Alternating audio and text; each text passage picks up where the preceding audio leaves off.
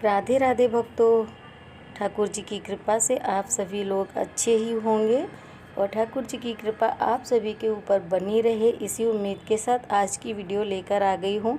आज की वीडियो बहुत ही ख़ास है, जिसे आप लोगों को बहुत सारी जानकारी देने वाली हूँ। तो अगर आप लोग भी अपने लड्डू गोपाल जी की सेवा करते हैं तो आप लोगों को भी ये जानकारी होनी चाहिए। और आज की वीडियो का मेन मकसद है कि अगर आपके घर में भी लड्डू गोपाल जी हैं तो आप भी रखें किन किन बातों का ध्यान। तो यही सारी बातें मैं आप सभी को वीडियो में बताने वाली हूँ, और क्या करना चाहिए हमें वो भी बताऊँगी, और क्या नहीं करना चाहिए वो मैं सबसे आखिर में बताऊँगी। तो वीडियो पसंद आएगा तो लाइक एंड शेयर कीजिएगा, और फ्रेंड्स और फैमिली के साथ में। और चैनल पर अगर न्यू हैं और चैनल को अभी तक सब्सक्राइब नहीं किया है तो सब्सक्राइब ज़रूर कर लीजिएगा। बेल आइकन जो दी गई होती है उसको ऑल पर क्लिक कर दीजिएगा, जिससे जो भी वीडियो आएगी उसकी नोटिफिकेशन आपको आसानी से मिल जाया करेगी। तो चलिए भक्तों, देर नहीं करते हुए आप लोगों को बताने वाली हूँ कि क्या करना चाहिए और क्या नहीं करना चाहिए। तो फ्रेंड्स, वीडियो में एंड तक बने रहिएगा और एंजॉय कीजिएगा वीडियो को, और बहुत सारी जानकारी मिलेगी आपको। तो इसी उम्मीद के साथ चलिए चलते हैं। जब हम विधि विधान से गोपाल जी की सेवा करते हैं तो वो हमारी सारी मनोकामनाएं पूर्ण करते हैं। बस शर्त इतनी सी होती है कि मनोकामनाएं जो भी होती हैं वो सात्विक हों। आपकी मनोकामनाएं ऐसी कोई भी ना हो जो किसी और को क्षति हो या किसी और के साथ हिंसा या द्वेष हो। जिस घर में लड्डू गोपाल जी रहते हैं ऐसा माना जाता है कि वो घर उन्हीं का हो जाता है। लड्डू गोपाल जी को घर के सारे सदस्य अपने रूप से देखते हैं, और लड्डू गोपाल जी भी सभी को उतना ही प्यार देते हैं जितना कि सभी सदस्य उनसे करते हैं। लड्डू गोपाल जी जैसे ही आपके घर में आते हैं वैसे ही उस घर का माहौल बदल जाता है। परंतु बहुत सारे लोग ये भी सोचते हैं कि लड्डू गोपाल जी को घर में लाना बड़े झंझट का काम है, क्योंकि वो सोचते हैं कि लड्डू गोपाल को 4 बार का भोग लगाना पड़ता है, रोज़ स्नान कराना पड़ता है, उनके लिए पोशाक जुटानी पड़ती है, तैयारी करना पड़ता है। इन सब में बहुत ज़्यादा समय चला जाता है, और इसीलिए बहुत से लोग लड्डू गोपाल को लाना ही नहीं चाहते।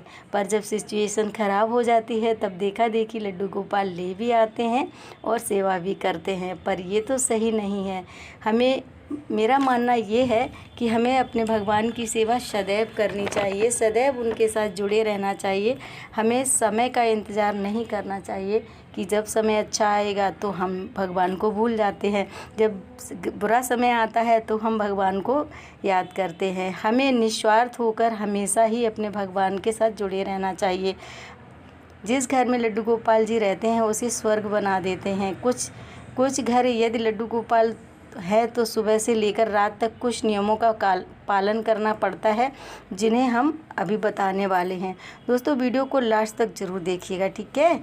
दोस्तों, चलिए बताते हैं कि कैसे रखें अपने गोपाल जी का ध्यान। अगर आपके पास लड्डू गोपाल जी पहले से ही है तो फिर आप सीधा आप उनकी सेवा शुरू कर सकते हैं। अगर आपके पास लड्डू गोपाल जी नहीं है तो आप नए से लड्डू गोपाल जी ले आइए, और उनके घर में लाने से पहले आप उनकी प्रतिष्ठा अवश्य करें। लड्डू गोपाल जी को घर में लाने के साथ साथ जैसे ही आप लड्डू गोपाल जी लेते हैं नए तो फिर उनके वस्त्र नए ले लीजिए। उनको खाना खिलाने के लिए, उनको भोग लगाने की थाली, बर्तन, और उनको शयन में देने के लिए उनका जो भी बिस्तर, बेड जो भी होता है सभी कुछ आप साथ में ही ले लें। तो फिर आपको बाद में क्या है, कोई झंझट नहीं रहेगी। लड्डू गोपाल जी को सेवा होती है वो समय के अनुसार होती है। जैसे कि गर्मी का समय है तो उनको कॉटन के वस्त्र पहनाने चाहिए, और सर्दियों में आप उनको वूलन के वस्त्र पहनाएं। और सॉफ्ट गर्मियों में सॉफ्ट बिस्तर कॉटन का ले लीजिए, और गर्मियों में ब्लैंकेट, रजाई, गद्दा जो भी होता है जैसे हम लोग यूज़ करते हैं। जैसे आप ये मानकर चलिए कि अगर आपके घर में कोई बच्चा है तो बस यही भाव लाना है कि हमारे घर में एक बच्चा है। तो बस बहुत सारे ऐसे भी दंपत्ति हैं जिनको संतान का सुख नहीं मिलता है, तो वो अपने घर लड्डू गोपाल जी को लाकर उनकी सेवा करते हैं और उनको अपने बच्चे की तरह देखते हैं। तो गर्मियों में आप उनको ठंडा भोग लगाइए, जैसे कि लस्सी का, दही का, शरबत में आप बेल का शरबत, नींबू का शरबत और लगा सकते हैं। और बाकी साल भर में आप माखन और मिश्री का भोग अवश्य ही दें। माखन और मिश्री का और दूध का भोग आप प्रतिदिन लगाएं। और लड्डू गोपाल एक बच्चे के समान होते हैं, तो उनको दिन में 2 बार भोग दूध का लगाया जाता है। जैसे हम सुबह उठाते हैं उनको, तो सबसे पहले उनको दूध पिला दीजिए, उसके बाद उनको थोड़ा देर आराम करने दीजिए और उसके बाद आप उनको स्नान कराएं। तुरंत स्नान ना कराएं, क्योंकि हम अपने बच्चे को उठाते हैं तो तुरंत स्नान नहीं करवाते हैं। तो दूध का भोग दे दीजिए, उसके थोड़ी देर बाद आप उनको स्नान कराएं। तो सुबह के समय और फिर रात्रि के समय जब हम अपने भगवान जी को सुलाते हैं, तो उस समय उनको दूध का भोग अवश्य देना चाहिए। और दूध कैसा होना चाहिए? दूध कभी भी कच्चे दूध का भोग नहीं लगता है भक्तों। भगवान को हमेशा उबाल कर दूध ठंडा कर लीजिए, उसके बाद ही भोग लगाइए। लड्डू गोपाल की सेवा करते समय आपका भाव अच्छा होना चाहिए। तो आप अपने मन में भाव यही रखिएगा कि बच्चा है घर में, तो फिर आपको कुछ भी किसी से जानने की ज़रूरत ही नहीं पड़ेगी। जब हम अपने बच्चे से स्नेह करते हैं, वैसे ही आप अपने भगवान से भी स्नेह हो ही जाता है। और भगवान को लाड लडाना बहुत ही ज़्यादा प्रिय है। तो बहुत सारे भक्तों के मन में ये सवाल आया होगा कि लाड लडाना क्या होता है। तो लेकिन जो इस ब्रह्मांड को चला रहा है भक्तों, तो उसके मोह में जब हम लोग बंध जाते हैं, तो लाड लडाना उसी को कहते हैं। जब हम उनके आसपास होते हैं तो हम उनसे बातें करते हैं, जैसे हम अपने बच्चे से स्नेह से बातें करते, ऐसे ही हमें भगवान से लाड लडाना चाहिए और आते जाते उनसे बातें कर लेनी चाहिए। कभी कभी हम उनको तैयार करते हैं, तो कोई अच्छी सुंदर सी पोशाक पहनाई है, तो हम लोग बोलते हैं, गोपाल जी आज आप इस ड्रेस में बहुत सुंदर दिख रहे हो। और इसी तरीके से भाव आने लगते हैं, तो उसी को लाड लडाना कहते हैं। आपके घर में जो भी सात्विक सामान आता है, उसका आप भोग ज़रूर लगाइएगा। जैसे आपके घर में कोई मिठाई आई है या कोई फल इत्यादि आए हैं, तो उनका भोग सबसे पहले आप अपने भगवान जी का लगाइए, फिर उसके बाद आप लोग उनको खा सकते हो। कभी कभी उनको 56 भोग बनाकर चढ़ाना जन्माष्टमी पर या 11 पर। और अगर आपसे ये भी नहीं हो पाता है तो कोई बात नहीं है, दिल से जो भी बनाया जाता है भगवान उसको बड़े ही चाव से खाते हैं, उतने ही खुश हो जाते हैं। पर ध्यान रखें, आप जो भी भोग दें उसमें लहसुन प्याज या कोई भी तामसिक चीज़ ना हो। बहुत से मेरे ऐसे जानने वाले हैं जो लोग उनको लहसुन प्याज का भी भोग लगा देते हैं। ये बड़े ही दुख की बात है। ये मुझे ना बड़ी पीड़ा होती है जब मैं ये सोचती हूँ कि कुछ लोग ऐसे भी हैं जो भगवान को तामसिक चीज़ों का भी भोग लगाते हैं। वो बोलते हैं कि जो हम खा रहे हैं वही हम अपने भगवान को भी खिला रहे हैं। अरे तो जब आप मांस मदिरा खा रहे हो तो ये आपकी गलती है ना, भगवान का इसमें कोई दोष नहीं है। तो ये हम तामसिक चीज़ों से थोड़ा सा दूर रहे। भगवान जी को साफ़ सफाई बहुत ही पसंद है। तो आप अगर आपकी किचन में अगर प्याज लहसुन बना है, तो आप अपना किचन साफ़ करके ही भगवान को कुछ भी भोग में लगाइए। हलवा बना लीजिए, दूध में खीर बना लीजिए, गोपाल जी को खिला दीजिए, उससे वो प्रसन्न हो जाते हैं। जन्माष्टमी पर जैसे पंजीरी और ककड़ी का भोग लगाना चाहिए। और ककड़ी से भगवान जी का जन्म भी कराया जाता है, तो उसमें भी इस्तेमाल होती है। उसको कहीं कहीं पर खीरा बोलते हैं। तो कभी पूर्णिमा के दिन लड्डू गोपाल जी को स्पेशली खीर बनाकर खिला दीजिए। भगवान बस भाव के भूखे हैं, बस और कुछ नहीं होता है। अब आते हैं स्नान पे। तो भगवान जी को स्नान कराने के लिए सवेरे सवेरे स्नान नहीं कराना चाहिए। अगर ठंडी का टाइम है तो आप सुबह 6:30 बजे की तरफ 7 बजे की तरफ उनको उठा दीजिए, दूध का भोग लगा दीजिए, फिर आग जला सकते हैं, धूप में ले जा सकते हैं, या हीटर वगैरह है आपके घर में तो उससे आप अपने रूम हीटर लगा दीजिए, जिससे कि भगवान को सर्दी ना लगे। फिर 8 से 9 के बीच में आप या 7 से 8 के बीच में जब धूप निकल आती है तो आप अपने भगवान जी को स्नान करवा दीजिए।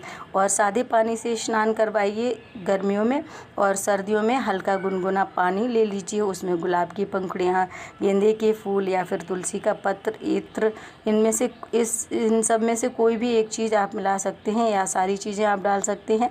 चंदन का लेप आप गर्मियों में गोपाल जी को अवश्य लगाएं, क्योंकि चंदन की जो तासीर होती है वो ठंडी होती है, तो हमारे भगवान जी को बहुत आराम मिलती है उससे। और चंदन का जो टीका है भगवान को पूरे वर्ष लगा सकते हैं आप। और लड्डू गोपाल को इत्र बहुत भाता है, तो आप अपने गोपाल जी की इत्र की मालिश गर्मियों में इत्र की मालिश दीजिए। सर्दियों में भी आप दे सकते हो, तो धूप में ले जाकर भी दे सकते हो। और पानी में तुलसी दल अवश्य डालिएगा। और भोग में भी मित्रों, आप जब भी भोग लगाते हो तो भगवान जी के भोग में आप तुलसी का पत्र ज़रूर रखिएगा। अगर तुलसी का पत्र किसी कारण बस आपके पास नहीं अवेलेबल हो पाता है तो आप एक तुलसी की माला ज़रूर लेकर आएँ भगवान जी के लिए। तो अगर आप तुलसी का पत्र नहीं रख रहे हैं तो उस समय आप अपने लाला के पास में तुलसी की माला रख दीजिए। और जब आप भगवान को स्नान करवाते हैं तो उस पानी को क्या करें, ये सवाल आ रहा है होगा आप लोगों के मन में। तो जो पानी से हम लोग स्नान करवाते हैं उसकी कुछ बूंदें आप चरणामृत समझकर खुद भी ग्रहण कर सकते हैं, करना ही चाहिए। और बाकी जो पानी बचता है उसको आप तुलसी के गमले में या फिर किसी और भी पौधे के गमले में डाल सकते हैं। और स्नान कराने के बाद गोपाल जी को अच्छे अच्छे वस्त्र पहनाइए। ठंडी में वूलन की पोशाक पहनाइए और गर्मियों में आप कॉटन की पोशाक पहनाइए। बाज़ार में बहुत अच्छी अच्छी पोशाक मिलती है भगवान जी की, गर्मियों की भी और सर्दियों की भी। और अगर आप को बनाना आता है तो अपने हाथों से बनाकर भी पहनाइए, बहुत आसान होता है बनाना। मैंने बहुत सारी पोशाक की वीडियो डाली है, आप वहाँ से भी देखकर बना सकते हैं।